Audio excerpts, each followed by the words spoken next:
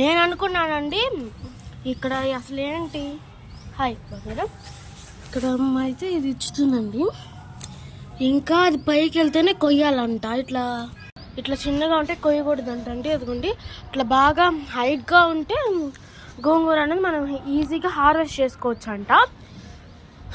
ఇది కూడా దాని పరిస్థితి. వాటర్ మిలన్ కూడా పండిపోతుంది. ఈ చెట్టు అంతే.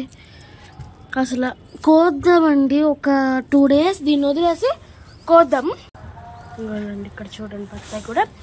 ఇది ఓకే, ఇది కొంచెం పర్లేదు. ఇది చాలా వంకాయ చెట్లు అండి.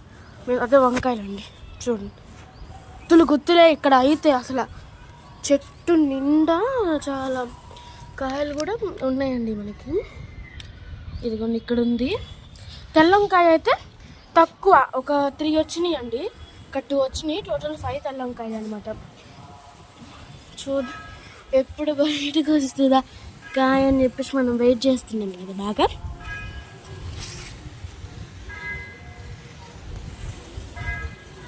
కొంచెం బాగా వస్తాం హైట్గా వంకాయ చెట్లు అనమాట అండి ఇవి.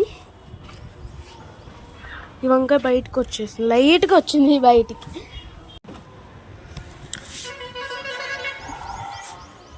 మీరు అనుకోవచ్చే ఎప్పుడు చూపించే చెట్లు చూపిస్తుంది అందులో ఏముందని చెప్పి, కానీ కొన్ని ఇంట్రెస్టింగ్గా ఉంటాయి కదండి. సరేలేండి. ఇక్కడ ఒక సపోటా, ఇక్కడ ఒక సపోటా 3 అండి. 4 ఇవన్నీ 5 వేసుకుందాం. 5 అని మనము ఒకరోజు హార్వెస్ట్ చేసుకుందాం. గోంగూర కూడా ఇది కూడా కొంచెం అంత పెద్దగా అయితే ఓకే. ఇది ఇంకా కొంచెం పెద్దది అవ్వాలన్నమాట అండి.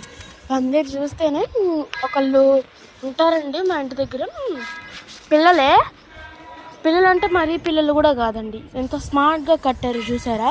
వాళ్ళ ఫేస్ నేను చూపిస్తానండి మీకు. పందిరి ఇదంతా అయితే మనకు ఇక్కడ ఇది వచ్చేసిందండి. మనకి ఏంటిది కర్బూజా వచ్చింది. ఇక్కడ కనిపించటం లేదండి. నేను ఈసారి చూసి పెడతాను. లైక్ చేయండి, సబ్స్క్రైబ్ చేయండి. మీరు లైక్ అండ్ సబ్స్క్రైబ్ చేస్తే గివ్ అవే తొందరగా తీద్దాం. Bye bye.